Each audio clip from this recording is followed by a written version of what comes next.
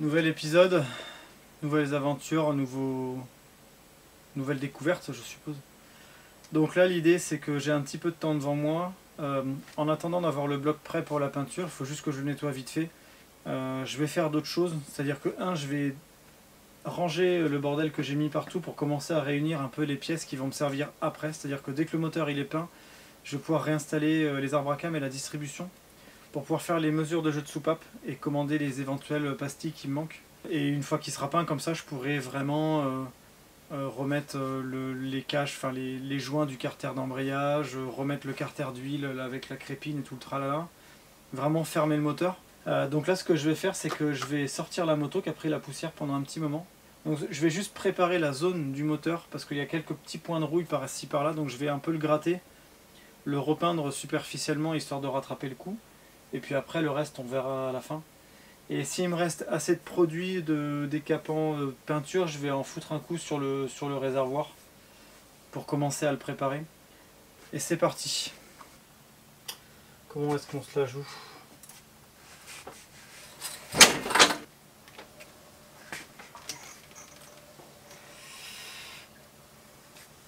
C'est super chouette de brasser un 50 cm3.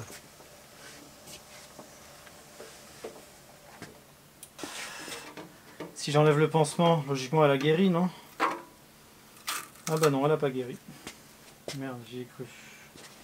A noter qu'il faut bien évidemment, normalement, toujours conserver un réservoir plein d'essence quand on le stocke, pour éviter que l'eau, enfin que l'air et que l'eau présente dans l'air fasse des réactions. Alors j'ai pas montré aussi la fourche. Et même le thé de fourche, le vernis est dégueulasse, il est tout jaune. Donc ça c'est pareil, il faudra que je vois ce que je peux faire. Bon, de toute façon la fourche va être un sujet, voilà, il va falloir faire des thématiques. Et voilà, c'est pas forcément prioritaire par rapport à l'état de la moto actuelle au niveau mécanique. Il y a pas mal de sujets qui sont moins prioritaires. Je suis bon pour en racheter de toute façon.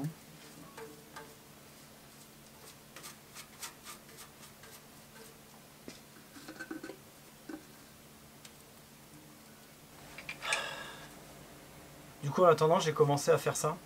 Donc je me suis rendu compte d'un truc, c'est que la peinture, quand ils ont repeint la moto en bleu, clairement, en fait, je pensais que ça avait été fait par un professionnel. Il me semblait que c'est ce qu'on m'avait dit.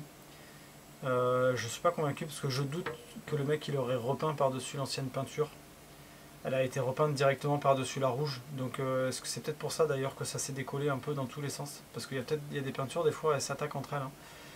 Donc là du coup j'ai passé mon produit, j'avais racheté du Restom, ça a viré le bleu en un truc de fou. Par contre la rouge elle est plus épaisse, il a fallu que je mette plusieurs couches de produit à laisser agir pour gratter. Et puis là du coup je vais enlever le gros. Je pense qu'après je vais virer, donc j'ai mis un truc pour boucher l'intérieur, je vais virer le robinet, la totale, et je vais lui passer un coup de Karcher dessus et dehors pour bien le nettoyer. Et je repasserai un coup de produit aux endroits où il en reste encore un peu. Pourquoi je fais ça maintenant? Parce que j'ai le temps. J'aurais pu attendre avant de le faire et me faire ça plus tard. Mais je voulais le mettre à nu parce que j'ai envie de vérifier qu'il n'y ait aucun endroit où il y a de petits trous. Parce qu'il y avait 2 ou 3 endroits sur le réservoir où il y avait des bulles au niveau de la peinture. Et je me suis posé la question si c'était pas l'essence qui était passée au travers à cause d'éventuellement points de rouille. Et que en fait ça aurait fait buller le réservoir dessous.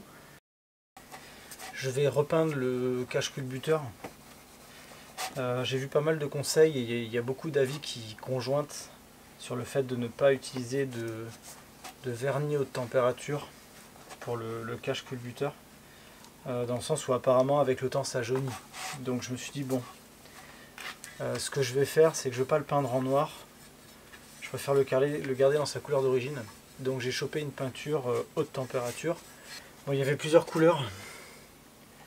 Il y avait aluminium et gris aluminium. Bon, perso j'ai pris aluminium et j'espère que ça sera beau. Au pire des cas je le referai. Mais je préfère le repeindre parce qu'il est quand même vraiment abîmé. J'ai essayé de le poncer, mais c'est pas beau. Déjà ça prend un temps de malade. Et c'est pas très beau, on voit que ça a le micro-rail, c'est pas ouf. Donc ouais, c'est ça, donc je dégraisse. Donc je suis en train de nettoyer aussi les supports du phare avant, qui sont aussi couleur aluminium, qui sont dans un état lamentable et qui sont tout rayés. Je sais pas, on dirait qu'ils ont pris un coup de cutter dans la gueule, je comprends pas. Et après j'ai aussi ces petites pièces là à repeindre les caches latéraux du moteur au niveau du vilebrequin, mais j'ai pas réussi à virer la peinture. Donc je vais les poncer, les gratter gentiment et essayer de voir comment faire. Ça va être des pièces un peu plus pénibles, mais je prendrai le temps de le faire.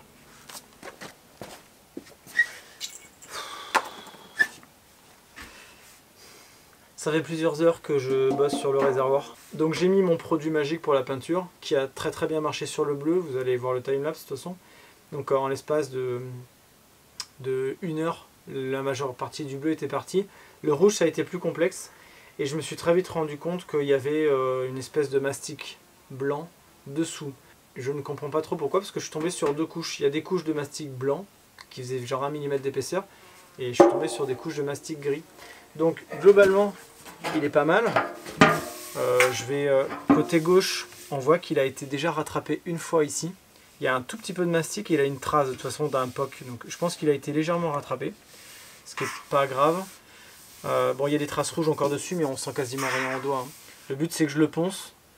Si jamais j'ai pas le temps tout de suite de m'occuper de le mettre en pâte et de le rattraper, peut-être que je lui mettrai juste une couche d'après ou quelque chose anti-rouille pour qu'il ne rouille pas, parce que là quand vous le nettoyez, il rouille assez vite, donc il faut faire gaffe. Bien évidemment, il faudra que je nettoie à l'intérieur. La grosse blagounette c'est de l'autre côté, et là ça me fait pas trop rigoler quoi. De l'autre côté, globalement, là il a déjà pris un très gros pet. Là il y a le pet qu'on voyait à l'époque sur les vidéos, hein, donc c'est le pet que je dois rattraper moi, où j'avais collé le pansement. Mais là vous voyez que toute cette zone là, elle a déjà été mastiquée à mort. Et il y a un mastic blanc et un mastic gris, donc je ne me suis pas renseigné sur la différence. Par contre, ce qui me fait vraiment littéralement chier, c'est que là il est tout défoncé, ici, et là il y a une grosse trace de soudure. Et bien évidemment, donc là je l'ai gratté pour le mettre à nu le plus possible. Alors, j'ai pas gratté ici parce que je me dis qu'à la rigueur autant réutiliser la base, mais je voulais nettoyer cette zone parce que c'était ici qu'il y avait la goutte. Et je suis à tous les coups, il y a une fuite. Littéralement, ça a été ressoudé par-dessus. C'est dégueulasse, il n'y a pas d'autre mot, c'est dégueulasse. Ça n'a même pas été... toi, à la rigueur, tu fais un gros pâté, tu fais une corde, j'en sais rien, et tu passes un coup de meuleuse, tu fais un truc à peu près lisse, quoi. Là, c'est dégueulasse. Donc je pense qu'en fait, ils ont dû le poker à mort. Ils avaient mis du mastic ici pour rattraper la forme. C'était assez joli parce que ça se voyait pas après. Le mastic, ça ne me dérange pas à la rigueur. Le problème, c'est que là, dans le coin, je pense que ça fuit. Et du coup, il doit y avoir des micro-gouttes qui sortent. Ce que je vais être obligé de faire, c'est de le limer. Et je vais essayer de voir s'il faut que je le fasse ressouder pour le faire rattraper. Mais vraiment, j'ai les boules. Nouvelle du réservoir. Donc j'ai passé quelques jours à gratter un peu sur internet sur les annonces. Et le short que j'ai fait sur le réservoir, j'ai eu pas mal de retours. Alors j'ai des retours en mode va mourir ou va te faire foutre. YouTube. Et j'ai des commentaires où certains me disent perdu pour perdu, rattrape-le et essaye, ou d'autres me disent bon la sécurité, change-le. Bon, c'est des réponses totalement logiques, hein. Je m'attendais forcément aux deux, c'était juste pour voir ce que les gens feraient. Ce que je peux faire, c'est que déjà j'ai passé la caméra endoscopique à l'intérieur, donc on voit bien toutes les traces où il y a eu du pointage, je pense, pour essayer de rattraper la tôle de ce côté-là, donc qui a légèrement rouillé, et on voit une grosse trace de rouille sur le bas, au niveau de là où ça a été mal soudé, on voit une grosse trace de rouille. Donc je sais qu'à la rigueur, à l'intérieur, hormis cette zone-là, il est propre. Donc je pourrais très bien passer un coup de Restom à l'intérieur sur cette zone pour virer la rouille, pour la convertir, nettoyer, mettre à la rigueur l'époxy juste dans cette zone. En plus, c'est pas bien compliqué, juste de le remettre juste dans cette zone, pas besoin de le faire partout. Je pourrais faire juste ça, ça me coûterait pas très cher. Et bien évidemment, ça le faire à la fin. Et le faire rattraper ici, ce qu'il faudrait, c'est le remplir de flotte parce qu'il y a toujours un risque d'explosion, il faut faire attention sur les réservoirs. Le disquer, enfin le meuler je veux dire, pour essayer de rattraper toute cette boursouflure dégueulasse et refaire faire une soudure propre et puis après le rattraper au mastic. Donc pour moi il est pas beau mais il est rattrapable. Donc je me suis dit je vais faire ça. Mais en parallèle, j'ai gratté sur internet. Alors les réservoirs qu'on trouve sur internet, ce qu'il faut savoir, c'est que les 1200 et les 1300 ont le même réservoir jusqu'en 2001 inclus. En 2002, après, ils ont changé la taille du réservoir, enfin ils ont changé la forme du réservoir sur le 1300 et les attaches ne sont plus les mêmes, donc on peut plus. Et en 2006, ils sont passés à l'injection, donc il est encore plus petit et en plus il y a une pompe à l'intérieur, donc c'est plus du tout le même. Mais jusqu'en 2001, en gros, on peut trouver un réservoir identique. Donc ce que j'ai fait, c'est que j'ai cherché sur internet voir si je pouvais en trouver. J'en ai trouvé à 30-40 euros qui sont dans des états lamentables. Bon voilà, c'est comme ça, hein, les gens vendent ce qu'ils ont, j'entends. Donc il y en a qui sont vraiment en mauvais état que moi-même je rachèterai pas parce qu'ils sont pires que ceux-là. Et tous ceux qui sont en bon état, qui ont souvent des POC, c'est rare d'en trouver un sans POC, hein, je pense que c'est introuvable, ils les vendent facilement 200 balles, voire plus. Donc dans tous les cas, tous ceux que j'ai pu contacter qui en vendaient à ce prix-là, le temps que je discute avec eux, ils étaient soit l'annonce a disparu, soit le mec ne répond plus, soit ce genre de truc quoi. Le bon quoi. Donc j'ai fini par en trouver un sur un site de pièces moto, je sais plus dans quelle ville. C'est un réservoir d'un 1300 de 2000 qui a peu de kilomètres, qui a été expertisé au démontage, donc il m'a dit qu'il n'y avait pas de rouille dedans. Donc voilà, dans le pire des cas je pourrais le renvoyer si ce n'était pas le cas, mais il n'y a pas de rouille dedans. L'avantage c'est que c'était une moto qui a été peu kilométrée et il n'a pas de POC extérieur, il a juste 2-3 petits points, c'est comme si on avait mis un caillou dessus, tu vois, ça fait des petits pets. Il est gris ou je sais plus de quelle couleur. Donc esthétiquement il n'a pas l'air abîmé, hormis cette partie là, mais à la rigueur, une fois que tu vires la peinture, s'il faut rattraper des micro-bosselures, c'est pas très grave. C'est pas un gros pet de j'ai chuté. Il n'a pas l'air rouillé. Donc il le vendait 220 balles, ce qui n'est pas donné. Mais en fait je me rends compte que je ne trouverai pas moins cher et que si je répare le mien déjà, le prix de la peinture, plus le prix du Restom déjà pour le rattraper, je pense que j'en ai pour plus de 100 balles. Plus derrière si je dois le faire rattraper ici ou si je le fais moi ou j'en sais rien, je sais pas ce que ça va me coûter. Donc en fait que ça me coûte 150 balles pour réparer celui-là ou de mettre 200 balles pour en trouver un où j'aurais quasiment rien à faire. Bon l'autre j'aurais quand même la peinture mais je me suis dit tant que j'en trouve un je vais essayer et puis on verra ce qu'on fera de celui-là après. Donc j'en ai commandé un autre. Donc je vais mettre ça dans un coin et puis maintenant il faut faire la peinture du moteur. Et bien aujourd'hui c'est le moment de faire de la peinture. Donc je vais mettre le bloc de l'autre côté. Je vais le nettoyer vite fait pour essayer d'enlever les quelques endroits où il pourrait encore y avoir des saletés ou un petit peu le dégraisser. Le sécher au compresseur.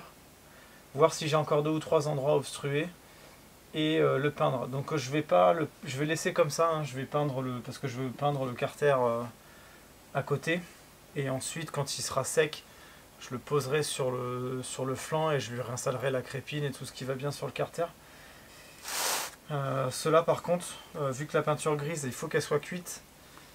Et que voilà, les supports, le phare par exemple, ils vont pas cuire avec le moteur. Donc il faut que je le fasse. Donc je vais les mettre au four tant que ma femme n'est pas là. Et vu qu'elle ne regarde pas mes vidéos sur le papier, elle ne le verra pas. Il est nécessaire dans la première mise en chauffe de porter le support peint à environ 150 degrés. On ne sait pas pour combien de temps, mais 150 degrés. On va le foutre au four. Ça passe nickel. Qu'est-ce qu'on mange ce midi?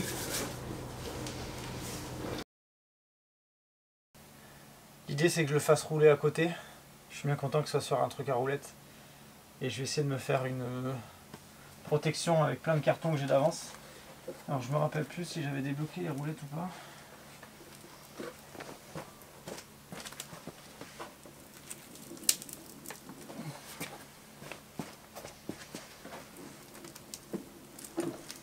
C'est quand même plutôt pratique.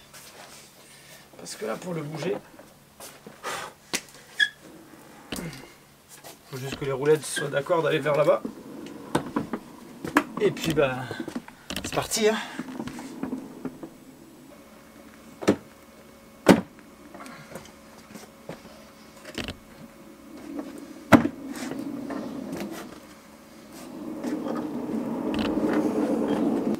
On va l'approcher de là pour avoir de la lumière. Et pour pouvoir le nettoyer et le souffler. Et je vais essayer de me faire un truc comme ça.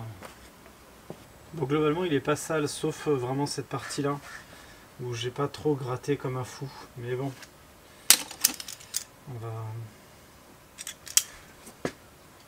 On va voir ce qu'on peut faire. Je vais vous épargner ça.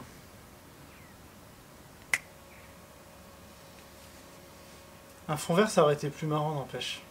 Donc j'ai dégraissé le moteur. Je l'ai soufflé. Je l'ai nettoyé par endroits. J'ai recaché quelques trucs. J'ai préparé les autres pièces que je vais devoir peindre. Là, je pense qu'on est prêt. Alors la peinture que j'ai reçue, c'est encore un kit Restom. Il y a plusieurs pots. Je vais vous expliquer un peu la différence. La principale des choses qu'il faut savoir, c'est qu'il y a deux peintures. Il y a une peinture qui est pour le carter et une peinture qui est vraiment pour le haut moteur, qui lui chauffe beaucoup plus. Donc, on reçoit un pot de peinture de 250 ml de très haute température. On reçoit un durcisseur. Là, je ne sais pas quelle volumétrie, c'est un truc qui est mesuré, voilà. Et la peinture de base pour le bas. Donc, il vous explique qu'il va falloir vachement agiter, mélanger, là. C'est un peu technique, il faut prendre son temps, et voilà. Donc moi, c'est un kit noir satiné, qui ne sera pas la peinture identique d'origine. Alors, ce qu'ils disent déjà, c'est que la peinture très haute température, elle sera sensible à l'essence tant qu'elle ne sera pas cuite. Donc c'est ce qu'il va falloir que je fasse super gaffe, c'est que le moteur, tant qu'il n'aura pas démarré, ça va pas être résistant. Donc il va falloir faire très gaffe. Donc le bas moteur, il faut utiliser le KPM 6000 base et le durcisseur. Les deux, la durée de vie du mélange, c'est 2 heures. Il conseille de faire 2 couches avec 2 à 24 heures entre 2 couches. La très haute température, il n'y a pas de durcisseur. On peut la diluer si on le souhaite avec le diluant qu'ils nous ont donné. On peut le diluer à 10 à 20%. Il faut faire 2 couches à 30 minutes d'intervalle. Donc je pense que ce qu'on va faire, vu que j'ai qu'un seul pistolet, j'aurais peut-être pu en acheter 2 à 15 balles le pistolet. La couche mince pour le bas. Soit j'attends et je refais la deuxième couche, puis je fais les deux de celle-ci. Ça m'évitera de nettoyer le pistolet 2 fois. Pré-mélanger 3 minutes la base seule en prenant soin de parfaitement gratter le fond de la boîte, puis verser le durcisseur en mélangeant soigneusement. Ensuite, on peut amener à la viscosité qu'on souhaite avec le diluant. Séchage à température 20 degrés. Pour le très haute température, 1 semaine. Sinon, risque d'inflammation. Faire gaffe. Cuisson au four 20 minutes à 180 degrés. Ou alors par chauffe progressive du moteur en réalisant des paliers de 30 secondes d'allumage. Pour le bas moteur, appliqué de façon régulière, séchage 20 degrés, 2 jours, ou 1 heure à 60.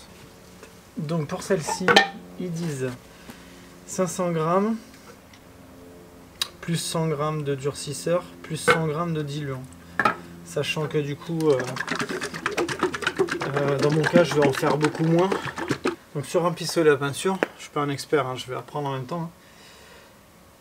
En bas, vous avez une vis qui permet de changer la quantité d'air qui arrive, sachant que bon, moi je le contrôle ici pour qu'il soit à 3 bars, entre 3 et 3,5, donc voilà. Cette vis ici vous permet de changer la forme. Est-ce que ça va être un plutôt rond, plutôt ovale, ce genre de truc.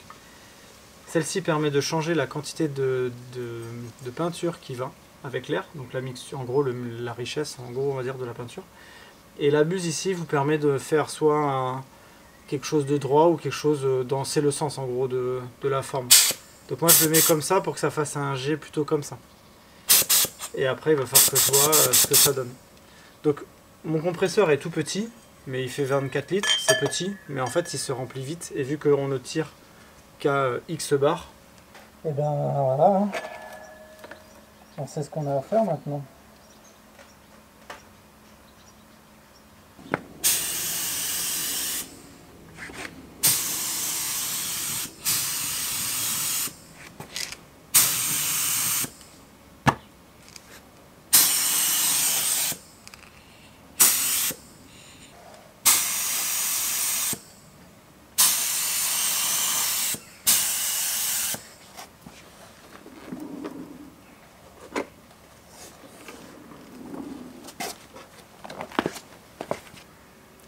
Peinture, première couche. J'ai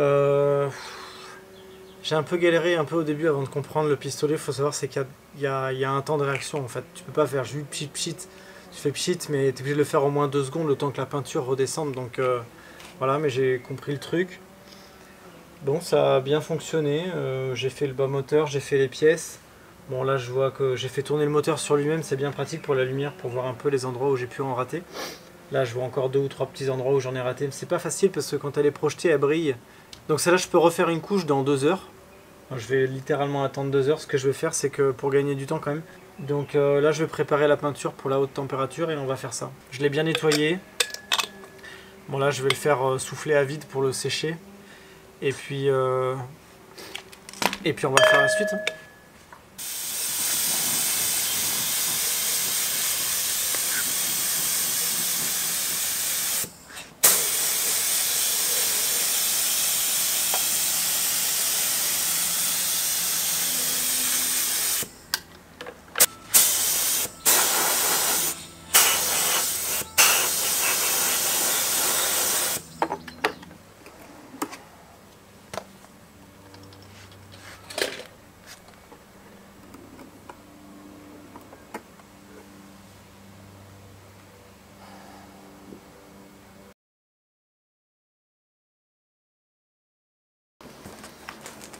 C'est improbable. Je fais la peinture aujourd'hui alors que j'ai commandé ça hier matin et le colis arrive déjà. Je ne m'attendais pas du tout à une expédition aussi rapide. C'est dingue, je ne pensais pas. Deux klaxons parce qu'ils étaient à 5 balles et que les miens, j'aime pas du tout le bruit qu'ils font. Enfin, un bruit dégueulasse.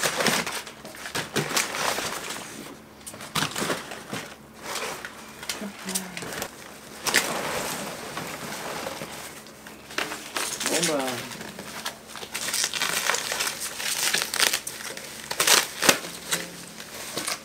Bon là il est superficiellement rouillé, ça la rigueur je m'en fous.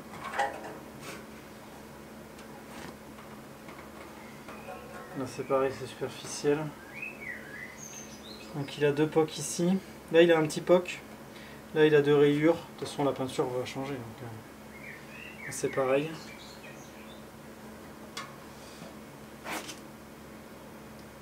Il a l'air, franchement il a l'air nickel, c'est dingue.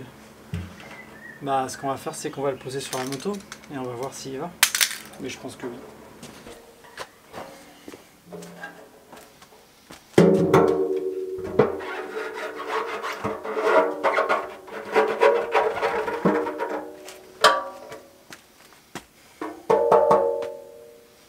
Là voilà, un réservoir gris. Il y a exactement la même référence ici, 4HM, je sais pas si ça veut dire quelque chose en particulier. Mais bon, c'est quand même une bonne nouvelle. C'est une très bonne nouvelle même.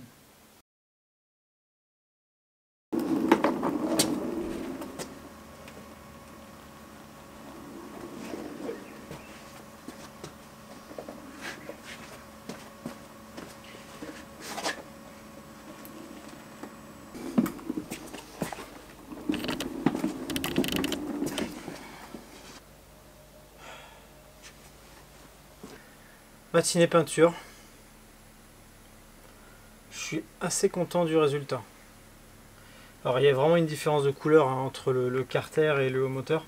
Et il y en a une qui est beaucoup plus brillante que l'autre. Je verrai ce que ça donne au séchage. Bon. Mais je m'en fous. Franchement c'est super propre par rapport au bloc gris de départ. Enfin au gris dégueulasse nettoyé que j'avais l'habitude de regarder. Et par rapport à la couleur noire qu'on avait au début, forcément il y a un gros écart. Donc celle-là sèche très vite. Celle-là, ça fait 3 heures que je l'ai peinte. Elle est encore légèrement collante. De toute façon, ils disent au moins une journée de séchage. Donc dans tous les cas, je vais pas toucher à la peinture pendant un petit moment. Les pièces que j'ai peintes en gros en gris, sauf le cache-culbuteur qui a l'air d'être bien. Toutes les autres que j'ai peintes en gris, même après cuisson, c'est de la merde. Au doigt, ça s'en va. Donc je pense que je vais devoir le refaire. Il faut que je regarde s'il ne faut pas que je mette un après entre les deux. Donc au pire je vais les poncer et les refaire, c'est des petites pièces. Le reste ça a l'air pas mal. Demain matin ce que je fais c'est que si le moteur il est pas collant et que ça a l'air d'être à peu près bien, je vais le protéger, mettre un drap dessus, j'en sais rien, et réinstaller les arbres à cam. J'aimerais bien remettre les arbres à cam et la distribution, refixer le capteur du vilebrequin sur le côté en trouvant des nouvelles vis parce que les autres j'ai été obligé de les tuer. Et puis comme ça, histoire de pouvoir faire tourner le moteur et le recaler la distribution, et faire la mesure des jeux de soupape. Comme ça je pourrais commander mes pastilles s'il m'en manque, ce qui sera quasiment le cas. Hein. Et une fois qu'il est fini d'assemblée, comme ça on peut le remettre dans la bête. Donc l'idée c'est de remettre la distrie. Pour ça on va rechoper la chaîne qui se balade. Pour remettre la distrie, en fait, si je dis pas de bêtises, il faut mettre déjà le moteur au point mort. Donc ce qu'on va commencer par faire, c'est qu'on va essayer de trouver des vis qui vont là. Sinon on est chocolat. Donc le vilebrequin il tourne dans le sens à gauche.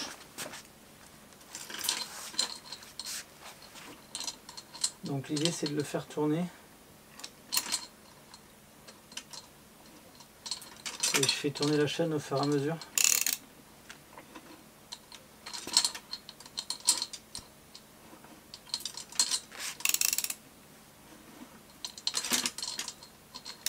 J'espère qu'elle ne se coince pas. Et là nous sommes au PMH. Pile poil au PMH. Donc il y a une différence sur les pignons d'arbre à cames entre l'admission et l'échappement. Ce que j'avais vu au démontage. Donc moi mes arbres à cames sont ici. Le plus par contre c'est du quel côté on voit les vis. Poser pignon d'arbre à cames, le A et le B. Il y a des repères E. Donc il y en a un qui a la came qui pointe vers le repère E à gauche. La came du bout. Donc quand tu le regardes comme ça, en gros, il y a le repère E et I et il y a 2 points. Donc la came qui est la plus au bout, quand elle pointe du côté E, c'est l'arbre à cames d'échappement. Donc il va là. Et quand l'arbre à cames il pointe du côté I, c'est l'admission. Lorsque le piston numéro 1 est au PMH, alignez le repère T sur le repère B du bobinage d'excitation. Donc ça c'est bon. Le piston est au PMH lors de la course de compression lorsque les lobes de cam se trouvent dans les positions opposées. Et pour moi les poinçons c'est les trous. Donc ça veut dire que si on suit le truc, il faudrait mettre celui d'échappement d'abord. J'avais très envie de vous montrer tout ce que j'ai fait pour installer la chaîne de distribution qui au final a fini par se décaler. Et en suivant la méthode de Yamaha, ça ne marchait à chaque fois pas du tout. Donc je prendrai le temps de vous expliquer comment j'ai fait réellement pour caler cette distribution et je vais vous épargner 30 minutes de galère parce que vraiment ça a été un cauchemar. Dans les grandes lignes, installer l'arbre à cames d'échappement d'abord bien en face, bien serré avant d'installer l'arbre à cames d'admission. Sinon ça se décale à chaque fois et c'est la misère. Jour suivant. Donc j'ai bien galéré à mettre la distribution, vous l'avez vu. Je pense que dans le montage je ferai un truc plus simple parce que sinon ça va faire une vidéo trop longue. Donc là elle est bien calée, elle est en face. Elle est pile poil en face, j'ai des pointeaux pile poil en face. Donc ça c'est bon. Je n'ai pas retrouvé mon joint de tendeur de distribution. J'étais convaincu d'en avoir acheté un. Je cherchais partout. Dans tous les cas, je vais. Bon là il est posé, mais je vais en commander un avant d'avancer. Enfin, avant en tout cas de le démarrer. De toute façon ce moteur là je ne peux pas le démarrer avant au moins une semaine parce que la peinture doit sécher. Ça me donnera le temps de toute façon de finir tout ce que j'ai à faire dessus, hein, donc j'ai encore pas mal de trucs à remonter. Donc là le but c'est de faire la mesure aux soupapes. Donc je vais récupérer le fichier Excel qui est sur le forum de la XJR Team qui est super bien foutu, j'en avais déjà parlé. En gros le fichier il est tout bête mais c'est tout con comme truc à faire mais c'est hyper pratique. Tu mets les tailles de pastilles que tu as aujourd'hui, que logiquement j'ai déjà noté au tableau. Et tu mesures ton espacement et ça te dit instantané la taille de pastille idéale. Et vu que j'en ai 15 d'avance plus toutes celles qui traînent que j'avais changé avant, j'espère trouver mon bonheur. Parce que j'en ai quand même pas mal mine de rien. Donc je vais démonter toutes les pastilles que j'ai sur le moteur à droite à gauche pour les mettre dans ma boîte et me faire des piles. Et j'espère trouver mon bonheur sans avoir à en commander. En fonction je commanderai. Et je les changerai. Possible que je les change si jamais je les ai pas toutes et que je dois les commander. Si jamais j'avance bien aujourd'hui, peut-être que je remettrai le moteur dans le cadre et que je changerai les pastilles après. Au début je m'étais dit j'enlèverai la distribution pour les changer.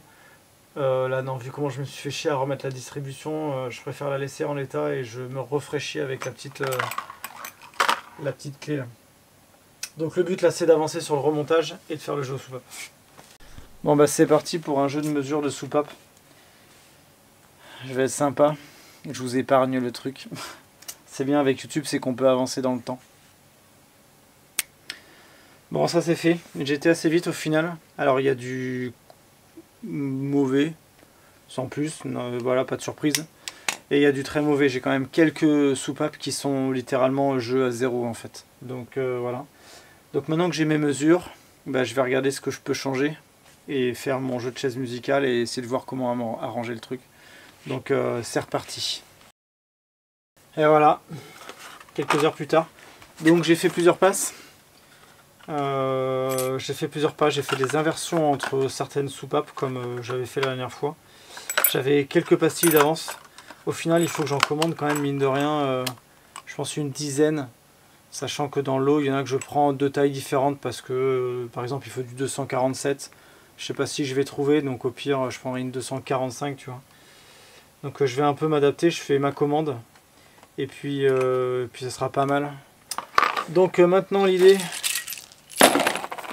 étant donné que je peux pas avancer plus sur la partie carter, je peux avancer plus du coup sur le haut moteur en attendant. Qu'est-ce que je peux faire du coup pour avancer un peu plus? Peut-être réinstaller le carter de l'embrayage par exemple, ce genre de truc. Donc je vais essayer de voir avancer jusqu'où je peux aller et puis après bah, il faudra que j'attende mes pastilles. Sinon pour remettre le moteur dans le cadre. Mais j'avoue que c'est quand même pratique de l'avoir ici.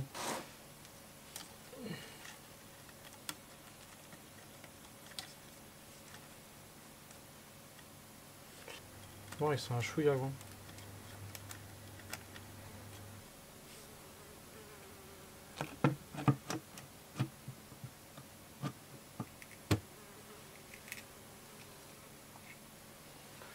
Ok.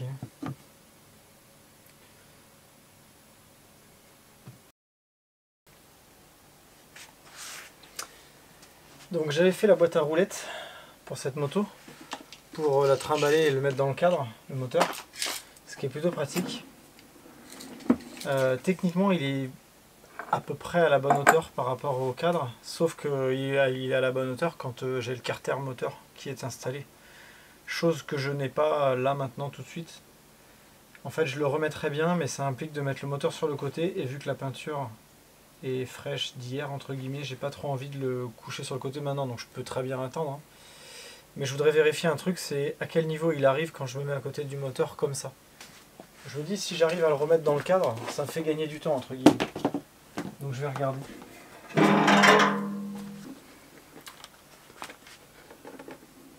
Si possible.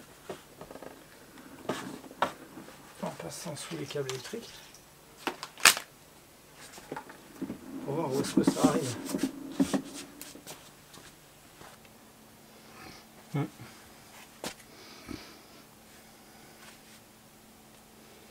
Donc ouais, il est trop bas. Donc là, il passera pas dans le carter. Donc il faut littéralement que j'arrive à remettre le carter.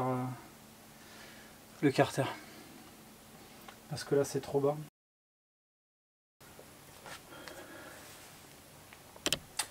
Le moteur, globalement, il est sec. Enfin, la peinture est pas trop collante. Donc il faut encore attendre qu'elle sèche. Hein. Il faut que j'attende encore plusieurs jours. Je viens de nettoyer tous mes supports moteurs, j'ai tout nettoyé, je les ai graissés, je les ai passés au tour réamelé avec une brosse en alu pour tout gratter, c'est nickel. Par contre je me suis rendu compte que le support moteur côté droit, il est complètement éclaté, je l'avais pas vu. Est-ce qu'on arrivera? Vous voyez dans l'état qu'il est là? Il est fendu ici, il est tout défoncé. Je pense que c'est dû au jour où il a eu une chute, donc j'y avais pas fait gaffe. Alors le problème c'est que ça c'est le côté droit de la moto, et la tige se sort entièrement côté droit. Donc je pense que ce que je vais faire, c'est que je vais l'inverser, je vais la laisser, mais je vais la mettre à gauche en attendant d'en recevoir d'autres que j'ai commandées sur internet, que je recevrai dans je ne sais pas combien de temps. Donc pour quand même avancer, je vais l'installer, mais je vais la mettre du côté gauche, ça m'évitera de devoir sortir toute la tringle en entier pour remplacer la pièce. Et comme ça, là ce que je veux faire, c'est que je vais essayer de mettre le moteur dans le cadre, sans le carter, donc je vais être obligé de retricher un peu sur la hauteur de de mon support moteur parce que vu que j'avais fait les mesures avec le carter, je vais essayer de tricher un peu. L'idée c'est de le refixer dans le bloc, donc je vais essayer de réinstaller le carter, la crépine et tout le tralala. Et j'aimerais bien éventuellement lui remettre de l'huile, comme ça quand je le fais tourner à la main, même pour faire les soupapes, au moins il y a quand même un peu d'huile dedans. J'aime pas trop le faire tourner à vide comme ça. Donc là c'est mon objectif du jour, on va essayer de faire ça. Faut que je prenne le temps aussi de regarder ma boîte à air. Vous voyez, les deux manchons d'extérieur sont tout le temps défoncés. Je me tâte à faire un truc, c'est les mettre en place, essayer de les coller, ou je sais pas, au Sikaflex, j'en sais rien, juste un truc histoire qu'ils tiennent en place et qu'il n'y ait pas de fuite autour, parce que ça m'emmerde de voir qu'ils tiennent pas en place. Donc faut que je m'en occupe aussi d'elles.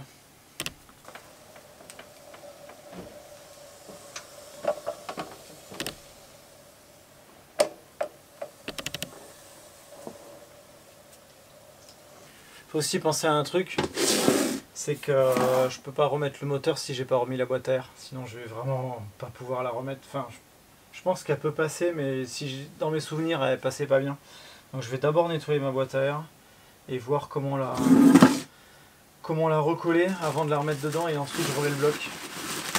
Donc je vais en profiter pour nettoyer un petit peu l'emplacement de la boîte à air au niveau du cadre, qui est pas très clean, quoi. Bon, je viens de faire un truc sur la boîte à air, je sais pas si c'est une bonne idée, mais je vois pas l'intérêt d'avoir une boîte à air si en fait tous les manchons sont défoncés et que l'air passe au travers. Donc ce que j'ai fait, c'est que j'ai mis du Sikaflex autour des manchons. Ceux du milieu, globalement ça va, ils tiennent bien. Il y en a un qui bouge un peu, donc j'en ai quand même mis. Par contre les deux extérieurs ne tiennent plus du tout en place. Tu les mets, ils passent au travers. Ils sont tout déformés, donc en fait je sais pas ce qui s'est passé sur cette boîte à air, j'en sais rien. Mais je vois pas l'intérêt d'avoir une boîte à air si tu as les deux cylindres extérieurs qui de toute façon aspirent l'air complètement à côté. Donc j'ai mis du Sikaflex dans la rainure, je les ai remis dedans et j'en ai mis autour des deux côtés pour essayer d'étanchéifier tout ça. Donc c'est dégueulasse, mais en fait sinon il faudra que j'essaye de retrouver un capuchon de boîte à air. Autant dire trouver une boîte à air entière. Est-ce qu'on va réussir à se mettre à peu près en face? Bon, j'ai pas filmé ce que j'étais en train de faire, mais en gros je voulais pas le déplacer. J'ai essayé de le bouger avec ma femme et il est quand même sacrément costaud le bébé là. En fait j'ai fait une table à côté avec plein de morceaux de bois que j'ai drap, histoire de l'incliner dessus et de le poser dessus. Donc ça c'est du polystyrène sur la dernière couche. Comme ça me libère le carter. Du coup je vais pouvoir réinstaller ma crépine, tout ce qui va dessous, et remettre le carter d'huile pour pouvoir le reposer sur la table et qu'il soit à la bonne hauteur pour le refixer dans le cadre. Donc c'est parti. Donc pour le réinstaller, il me faut ces petites pièces là qu'il faut que je nettoie viteuf, le support à crépine et la crépine d'huile. J'ai récupéré un ou deux joints qui sont pour ici par exemple. Celui-là je sais pas d'où il vient. Il y en a qui m'ont donné, c'était pareil, hein. Ça j'avais ça, mais je sais pas où ça va. Je pense que ça va pas ici. Et bien évidemment un joint de carter neuf et un carter, ça peut servir. J'ai bien évidemment la jauge, enfin la jauge, c'est pas pour pression d'huile, c'est pour le niveau d'huile qui va là sur le carter, et une boîte de vis en bordel. Il va falloir que je devine qui va où, mais je pense qu'ils font tous la même taille à peu près ou pas. Donc il va falloir que je regarde où ça va. En gros j'ai quelques grandes. Bon, on va trouver, hein. Ah, vous voyez ça, cette petite pièce, c'est une entretoise, et enfin c'est une douille de centrage, je pense qu'elle va là. C'est marrant parce que c'est exactement la même que celle que j'ai retrouvée dans le carter de l'embrayage.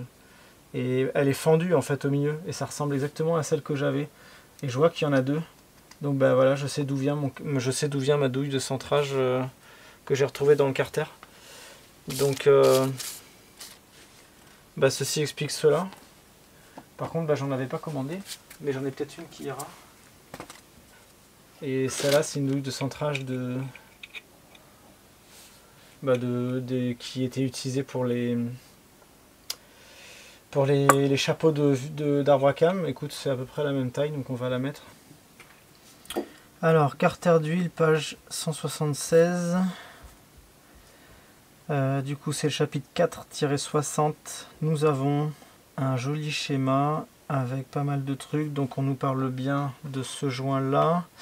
On me parle de joints neufs qui vont ici. Donc, je vais regarder dans ma boîte à joints, opération do it yourself. Il parle de ces trucs-là qui sont censés avoir des joints neufs. Donc, je vais regarder si j'en ai dans ma boîte à joints, mais je pense que j'ai ce qu'il faut. Donc, ce petit truc-là sont des clapets de décharge. Donc voilà, je suppose que ça s'ouvre et que ça se ferme pour décharger. J'ai réinstallé le carter. Donc on va essayer de voir si c'est mieux pour avancer le cadre. Pour avancer le moteur dans le cadre. Donc déjà on est mieux au niveau hauteur. Par contre on est trop haut. Je pense que littéralement il me fallait pas les cales, c'était vraiment le carter qui me manquait.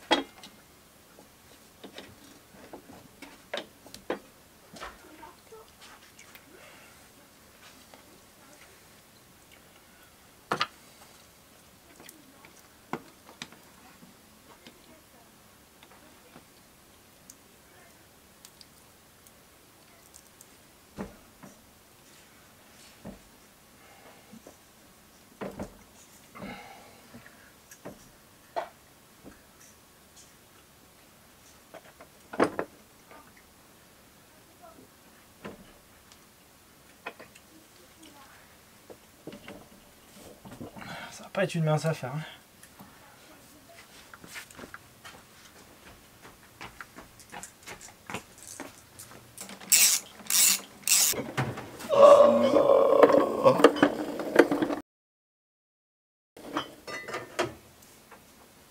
Bah mince alors. Et voilà. Un moteur dans le cadre. Je voulais remettre le dernier morceau du cadre, mais en fait j'ai oublié de le nettoyer et de le repeindre. Donc avant de le remettre, je vais le repeindre. Ça fait bizarre d'avoir le moteur dans le cadre. Donc à noter, laissez le support moteur arrière gauche en place avant de mettre le bloc. Il faut d'ailleurs... Ouais, mais laissez-le. Le support moteur du dessous, il faut le mettre au dernier moment et c'est accessible. Et le reste après ça passe de manière correcte. Donc et mettez la boîte à air avant, sinon je pense pas qu'elle passe, même en enlevant les pipes d'admission, je pense qu'elle passe pas. Donc je vais m'occuper de nettoyer ça moi et le repeindre et après on pourra le fixer et ça sera pas mal. Et je pense que ça fera déjà une bonne vidéo. Prochaine vidéo qui sortira assez vite parce que je pense que dans les 2-3 prochaines semaines cette moto j'arrive à la démarrer. Prochaine vidéo, on finalise en 2-2 la réinstallation des trucs. Je vais pas m'éterniser sur certains détails que vous avez déjà vus dans d'autres vidéos, mais j'ai juste à changer mes pastilles de soupape que je dois recevoir, fermer le cache-culbuteur, remettre le carbu. Le carbu, je veux juste vérifier 2-3 trucs. Je pense que je vais changer mes vis de richesse et les joints de richesse parce qu'ils sont pas beaux et je pense que les produits que j'avais utilisés pour nettoyer le carbu, ça les a un peu attaqués, donc je vais les changer. Comme ça, je règle viteuf mon carbu pour qu'il soit nickel, je le remets dedans. Je réinstalle les trucs électriques, tout ce qui traîne à droite à gauche. Pas le réservoir, parce que je veux m'en occuper en second temps. Je vais la démarrer à la nourrice d'atelier. Et on la fait démarrer. Et on voit comment ça se passe, comment ça tourne. Si ça tourne correctement, on fera du coup le réglage le réglage de la synchro des 4 carbus avec l'outil que j'ai acheté, le CarbTune. Et j'ai bon espoir après de pouvoir au moins essayer de la faire rouler, de voir comment elle marche, en espérant que le moteur fonctionne bien évidemment, parce que si je l'ai pété, je suis comme un con. Donc voilà, ça va faire une vidéo assez longue je pense, je vais essayer de faire ça pas trop long, que ce soit pas barbant. Comme toujours, n'hésitez pas à mettre un petit commentaire si vous le souhaitez, ça me fait toujours plaisir, je les lis dans tous les cas. Un petit pouce bleu, ça m'aide au faire référencement, c'est pareil, vous pouvez vous abonner à la chaîne si vous aimez ce genre de projet, parce que clairement le sujet il n'est pas fini, il y a encore beaucoup de choses à faire sur cette moto. Et puis si vous bricolez, écoutez, bon bricolage, et ciao, bye bye.